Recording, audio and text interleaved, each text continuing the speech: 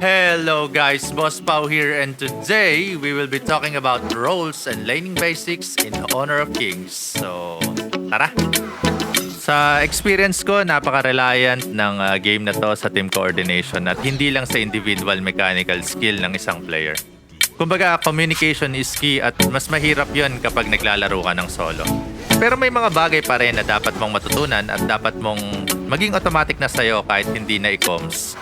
We will be exploring here the basic mechanics that every player should understand. Sa Honor of Kings, heroes are classified into different roles, each with specific strengths, weaknesses, and objectives. The roles are often defined by the lanes they play in. Let's break down each lane and the heroes you'll typically find there. To start, let's go with the farm lane. Sa ibang mga games, ito yung mga gold lane na pinupuntahan ng position 1 carries or hard carries. Sila yung kailangan ng gold para makabili ng mga kailangan nilang items para makapag-dish out ng malakas na damage sa mid game or late game. Sila din yung kapag masyado ng malakas mapapasabi ka na lang ng ang sakit. Sa Honor of Kings, normally, mga marksmen ang pumupunta sa lane na ito at typical na sinasamahan ng isang support hero para hindi siya masyadong mabugbog. Tandaan na kailangan niya makapag-farm at kapag namatay siya ng maraming beses ay bumabagal din ang pagkuha niya ng farm kaya need na alagaan.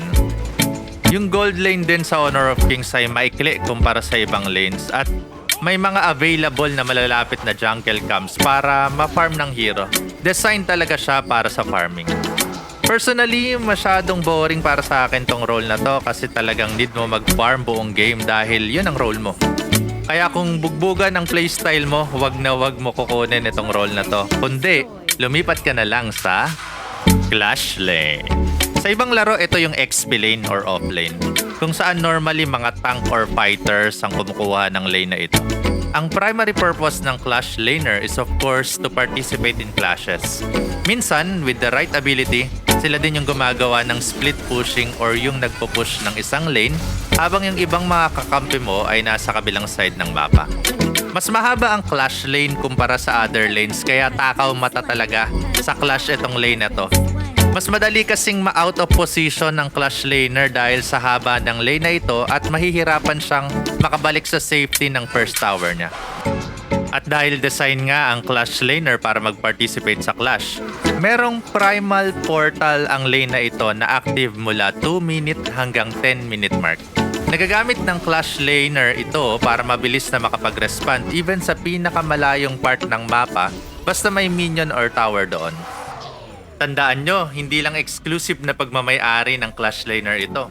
Pwedeng gamitin ito ng kahit sinong hero, typically kahit ng roamers at junglers. O siya, lumipat naman tayo sa mid lane. Dito karaniwang pumipwesto ang mages dahil based sa mechanics, ang minion sa mid lane ay mas mataas ang physical defense kumpara sa other lanes. Sinubukan ko to actually kasi hindi ako talaga familiar sa mechanics na to. At totoo nga, kita nyo dito na mas mataas yung physical damage ni Arlie sa farm lane minion kumpara sa mid lane minion. Kaya pala mas effective ang magical damage dito sa may mid lane para mas mabilis niyang maklear yung mid lane minion. Ang mga mage heroes ay karaniwang mga glass cannon heroes o yung mga malalakas ang damage pero madali rin namang patayin. Kaya very important sa isang mage hero na magaling siya sa positioning and sa pag-target ng mga skills niya. Accessible din from the mid lane ang Clash Lane, Farm Lane at Jungle. Kaya mahalaga na may coordination ang roamer, mid laner at jungler. Mas importante sa isang mid laner na nakakapag-dish out siya ng damage at nakakapag-crowd control. Bonus na lang sa isang mid laner kung siya ang nakakakuha ng kills. And since ilang beses na rin naman nating nababanggit ang jungle heroes, meron rin kasing hero na ang focus niya is to get experience and gold from the jungle camps. Sila yung mga nag-e-equip ng Smite Battle Spell para mas madalian silang i-secure ang mga jungle camps and objectives. Mga junglers din yung pinakaunang nagle-level 4 which is typically the power spike of most heroes. Kaya with this early advantage, sila yung nag-i-initiate ng mga ganks at pick-offs sa kung saan saang lane. Priority na ma-pick off ng isang jungler lalo na sa early game ang farm lane ng kalaban para madelay ang itemization nito. At the same time, mapapabilis naman ang itemization ng farm lane ally niya. Pero syempre, depende rin yan sa laro. Aside sa mga early kills and pick-offs, part din ng trabaho ng jungler ang pag-secure ng mga objectives tulad ng Azure Golem, Crimson Golem, Tyrant at Overlord. Itong mga major objectives na ito ay may mga buff na nakakatulong para maging mas madali ang laro sa team nila. At ayan, dumako na tayo sa pinakahuli at pinakapaborito kong role, ang Roamer role. Ito yung role na hindi reliant sa gold. Sila yung role na iikot ng iikot sa mapa depende kung saan sila kailangan. Normally, mga tank at support ang swak sa roamer role at mga selfless silang mga players kasi they will activate their allies in order to win. There are at least two playstyles na ginagawa ko bilang isang roamer. Either you can be an offensive roamer or a defensive roamer. Offensive kapag kailangan na ako ang mauna sa clash through initiation. Or defensive naman if importanteng protektahan yung mga key heroes namin na usually tina-target ng mga assassin na kalaban.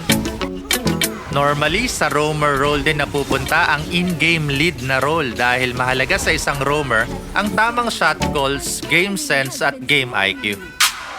Habang busy ang other role sa mga key objectives nila, dapat naiintindihan ng roamer ang overall big picture ng laro at marunong siyang mag-adapt dito. So ayun, yan ang laning basics at marami pa ako actually gustong i-discuss sa inyo pero sa ngayon, hanggang dito muna. Anyway, comment nyo kung ano yung mga gusto nyo pang malaman at maybe pwede natin itakal sa mga susunod na video. Sa ngayon, dito muna tayo and bye-bye! See you sa next video!